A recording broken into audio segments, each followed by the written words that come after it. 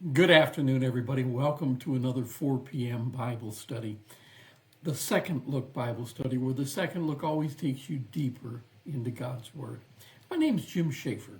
I'm a retired pastor and Bible teacher, and right now we're in the middle of a series entitled Understanding the Old Testament. Now, my desire in this series is to help you not only understand what each book is about, but how it fits into the story of the Old Testament. So I hope you'll sit back and enjoy us today as we share with you the book of 1 Samuel.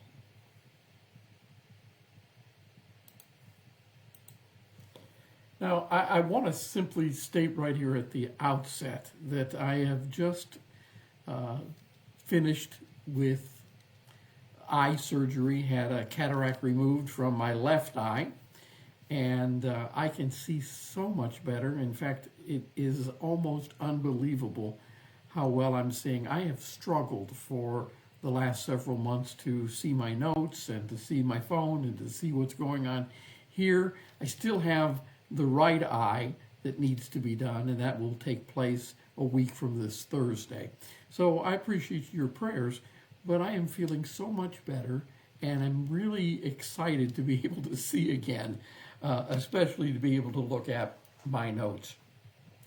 Now, we have taken a look at a timeline, and this timeline helps us to understand the flow of the Old Testament.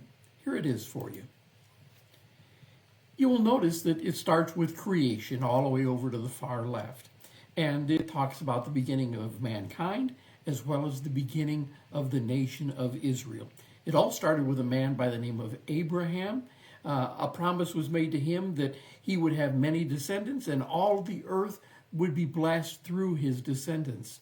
This promise was given not only to Abraham, but also to his son Isaac, and also to Isaac's son Jacob. And Jacob's name was changed to Israel. That's why we refer to them as the Israelites or the children of Israel. Now, Israel had 12 sons, and they make up the foundation of the 12 tribes of Israel. When Genesis ended, the children of Israel were in the land of Egypt because of a great famine. When the book of Exodus opens, it's 430 years later, and the Jewish people or the Israelites had become slaves in Egypt, and they had prayed for God to deliver them. This is a frequent theme in the Old Testament, as we will see. God raised up a deliverer, Moses, and he led the children of Israel out of the land of Egypt across the Red Sea.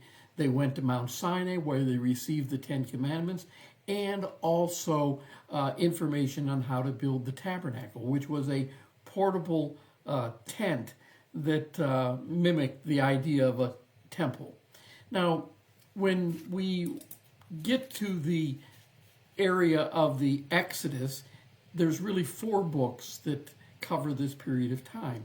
Exodus, which includes the leaving of Egypt, the book of Leviticus, and that's named after the Levites, who were the priestly tribe, and the book of Leviticus provides information on the offerings and the feasts that will affect the Jewish people and regulations for the priests. We then looked at the book of Numbers, and if you remember, our cartoon picture was a group of numbers that were blindfolded who were wandering in the wilderness. The children of Israel had to wander in the wilderness for almost 40 years because of their disobedience. And then the book of Deuteronomy, duet run on me, if you'll recall. And the book of Deuteronomy is about the second giving of the law. The entire generation that had been delivered from Egypt are now dead. It's only their children and their grandchildren. And so Moses, once again, shares with them their history, how he delivered them from Egypt and what God was requiring. And we see that God was promising blessings if they would obey and curses if they didn't obey. Moses dies, and Joshua comes to power, and Joshua is going to lead the children of Israel in conquering the land of Canaan, which was the promised land. We read throughout that book of various battles and how Joshua leads them in recovering the land or conquering the land. The next section is the period of time of the judges. And we talked about how there were 12 judges, some were minor judges, some were major, and the 7 cycles of sin. We see this idea that happens over and over and over again, where the children of Israel would disobey God, rebel against him. God would allow a country to come in and take over. The people would then pray to God for deliverance. God would raise up a judge that would lead them to conquer the foreign invaders, and they would go on for some period of time in peace.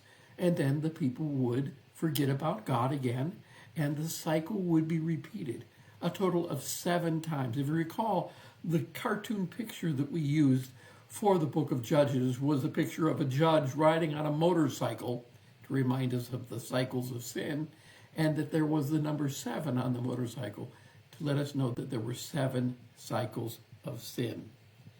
Now, we are now ready to move into the next section, which is the period of the kingdom. And it's marked by the crown that you see in the photograph there.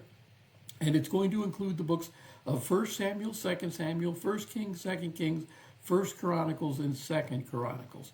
During this time, this is the kingdom age, where the Israelites are going to be ruled by a king or kings. We're going to look at 1 Samuel, which is the first book in the kingdom portion of the Old Testament. And we are going to see that, get to a picture here of me again, we are going to see that the people who have been ruled by judges are now going to be clamoring for a king. And that's what the book of 1 Samuel is going to be all about. 1 Samuel is going to describe the transition of Israel from a collection of tribes to a centralized monarchy. Although the author is traditionally identified as 1 Samuel, Jewish tradition often attributes the book not only to Samuel but to the prophet Nathan and Gad. However, most scholars think it was probably compiled from multiple sources. So what is the book of 1 Samuel all about? Well, right before we jump into that, let's just do a quick check and see if any have joined us online here today. And I can finally see my phone, so I can see if anyone is here. I see that we've got 5 people here already. I see Jackie Snyder. I see Charlene Atkins Herman. Glad that you're with us. Jeff Pugh is here. They are saying hello, and I appreciate that. There's also several others that are watching, but have not commented yet. Please identify who you are and just say hello. I would love to see your name. I can see the phone for the first time in a long time, so I invite you to come along. If you're watching this after the fact on the reruns or perhaps on the YouTube channel, let me know who you are and when it is that you're watching. Now, I do need to make this announcement right here at the outset before we dive in. I have just learned that Facebook is changing its rules. So far, all of the videos that I have shared over the last several years are all found on Facebook. You got to scroll down a long, long way to get to the early ones, but they're all there.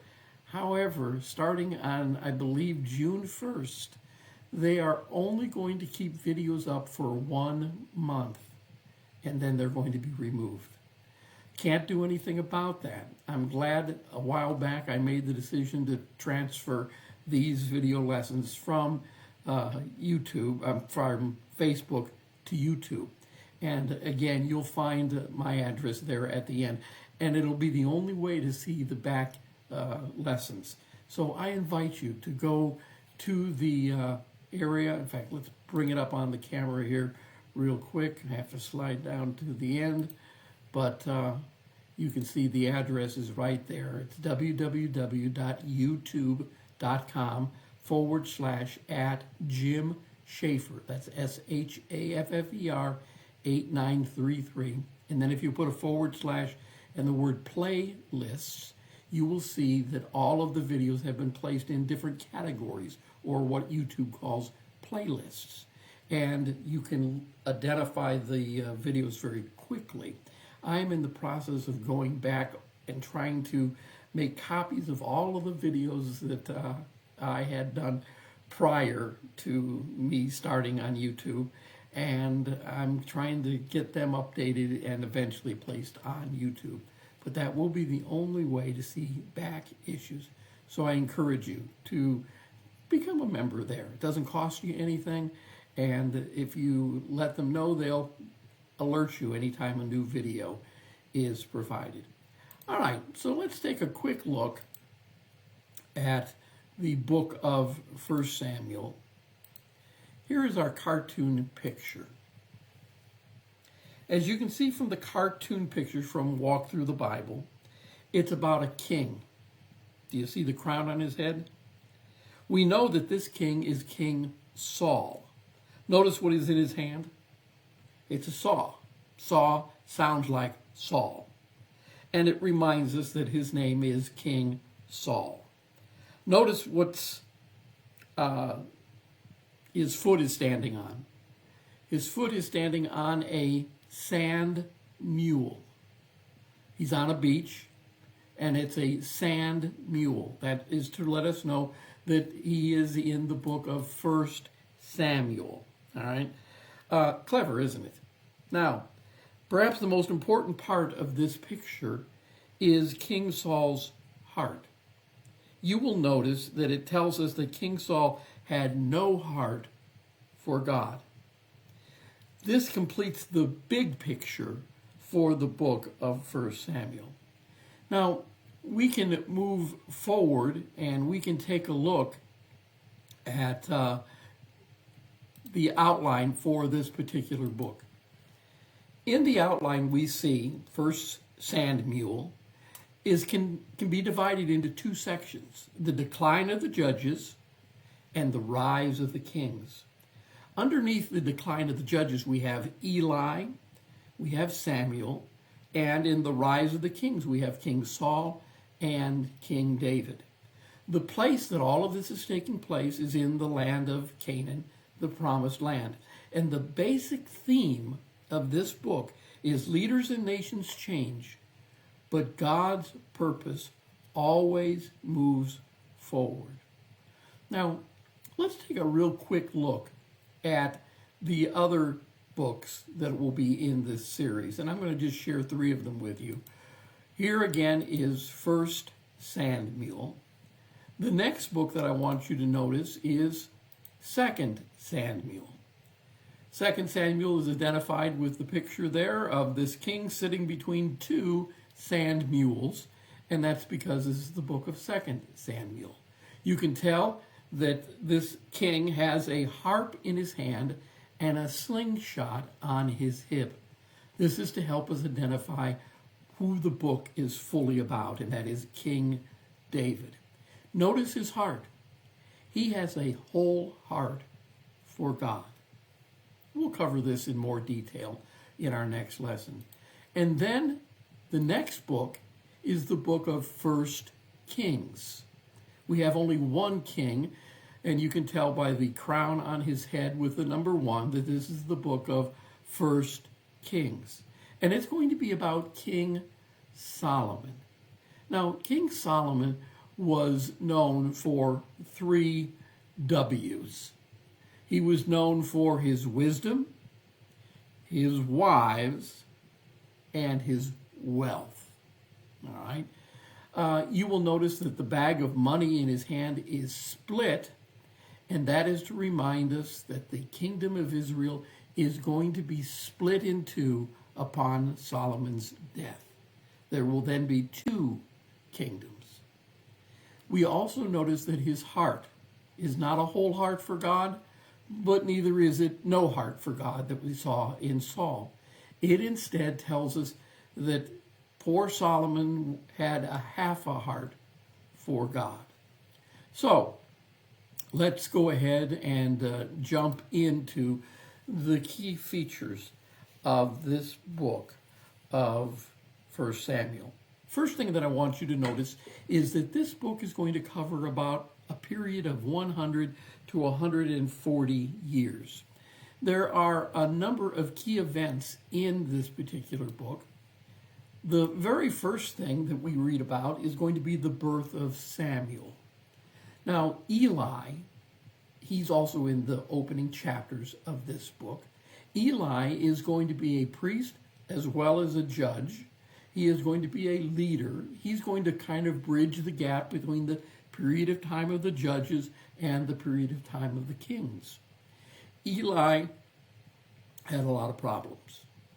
God was not happy with Eli, and in particular, he wasn't happy with Eli's children, his sons. They had caused all kinds of problems. But in this first chapter, we read about a woman who cannot have a child, and she comes and she prays and she asks God to give her a child. And she makes God some promises. And she has a child, and his name is Samuel. Now, she had promised that if she received a child from the Lord, she would give him to the church or to the temple or to the priesthood, and he would be raised there. And that's where we learn where Samuel takes on his position. He's also going to be a judge. He is also going to be not only a judge, but he is going to be an individual who is going to be calling on the people to repent. So what we have here in the book of 1 Samuel is the birth of Samuel, and Israel begins to ask for a king. Now, we need to take a look at a passage of Scripture here, and it's found in 1 Samuel chapter 8, verses 4 and 5. It says, "So all the elders of Israel gathered together and came to Samuel at Ramah. They said to him, 'You are old, and your sons do not follow your ways. Now appoint a king to lead us, such as all the other nations have.'" You see, we see that Samuel has the same problem that Eli had. He has some disobedient sons. That ought to send a strong message to each and every one of us to make sure that we're raising our children properly. Well, Israel asks for a king. And we are going to see that during this time that he is asking for a king, we're going to read about Hannah and how she is a barren woman. She is fervently praying to God for a child. God answers her prayer and gives her Samuel. She dedicates him to God as a Nazirite. She gives the child to Eli, the priest, to raise in the house of God. Samuel's going to grow up to be a faithful prophet and judge. He's the last of the judges of Israel, bridging the gap between the era of the judges and the kings. Now, Israel is going to demand a king, like we've just read here in 1 Samuel 8, 4 and 5. We need to understand that the Israelites wanted to be like the surrounding nations, and they asked Samuel to appoint them a king. Their desire for a king was a rejection of God as their king. Let's remember that God wanted to be the king of Israel, and now they're asking for a king, and God is not pleased. In fact, we're told in 1 Samuel chapter 8, verse 7, "And the Lord told him, 'Listen to all the people are saying to you. It is not you they have rejected, but they have rejected me as their king.'" So God sees this desire for a king as rebellion because they want to make sure they're like other people. Now, despite God's warning and the dangers of a monarchy, Saul is chosen as Israel's first king. Now, what we see is Saul's reign and downfall. It really starts around 1 Samuel 13. Saul initially succeeds as a king, but soon he falters due to disobedience and a lack of faith. Some key incidents that take place include his unlawful sacrifices, found in 1 Samuel 13, his failure to completely destroy the Amalekites as God commanded. We see in 1 Samuel a little bit later that he rejected God as king. We're even told that he was tormented by an evil spirit. If we continue reading the history of 1 Samuel, we will find that King Saul even entertained the witch of Endor. Well, God takes and he removes Saul from office, and we're going to read about that here in just a few minutes. But what we find before his death is the rise of David. David, a shepherd from Bethlehem, is anointed by Samuel to succeed Saul, even before Saul's death. We read about that in 1 Samuel 16. We then read about his heroic defeat of Goliath, the Philistine giant. And this death of Goliath catapults him to fame. Saul becomes very jealous of David, and especially jealous of David's popularity. And he repeatedly tries to kill David. But David flees, and he has to live as an outlaw while gathering loyal followers. And then at the end of the book, we read about Saul's tragic demise. Facing defeat in battle against the Philistines, Saul and his son, including Jonathan, David's best friend, they die on Mount Gilboa. Saul is going to fall on his own sword after being captured, leaving the throne open for David. Now, there's a couple of things that I want you to notice as we look at some of the themes that are found in the book of 1 Samuel. The first thing that I think is important to look at is this comparison between Saul and David. Saul had no heart for God. He wasn't God's choice. He was Israel's choice. God gave in to the Israelites, but really, God didn't want them to have Saul as king. David, on the other hand, was a man after God's own heart. Certainly not perfect. David had a tremendous amount of flaws as well. The difference is that he continually tried to go back to his God. The contrast between Saul and David highlights the importance of humility, faith, and obedience to God. Leadership is highlighted through Saul's failures and David's reliance on God. The contrast teaches us that obedience and faithfulness to God are essential for effective leadership. The second theme that is extremely important here is this idea of God's sovereignty.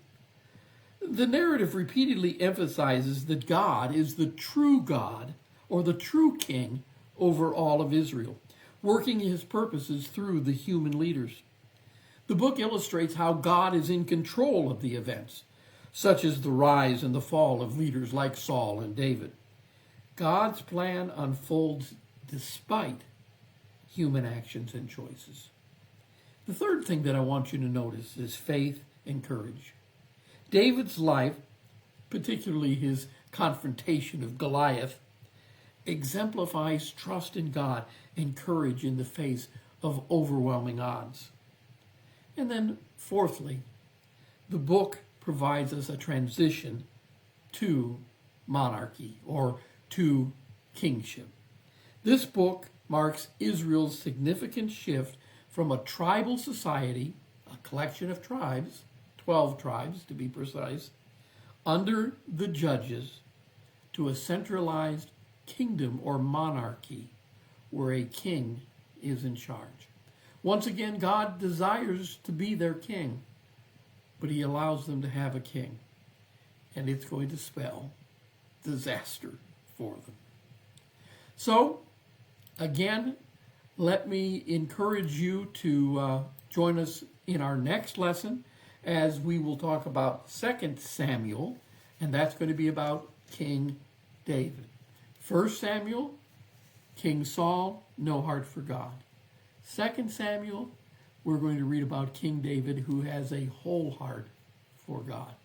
But we're also going to see in 2 Samuel some of the flaws that exist in David's life. I want to encourage you once again to join us on YouTube. I see quite a number of additional people have joined us. Hello, Harold. It is nice to see you today. It's nice to see everybody today. I've not been able to look at my phone and see people's names. And so I appreciate it. I see Paige Tollett. Hannah is watching. Welcome, Paige. I'm glad that you're here. I know there are others that haven't jumped in, but I want to thank you. I do encourage you to go to the YouTube page and sign up there so you don't miss any additional lessons.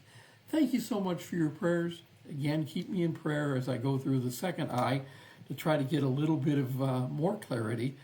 I can't imagine it being better, but if I cover this eye, everything fades. I can't read nothing. So I'm looking forward to being able to see out of both eyes for a change. God bless you. I hope you all have a wonderful day. I want to thank you again for watching, and I look forward to seeing you next week at 4 p.m. God bless you.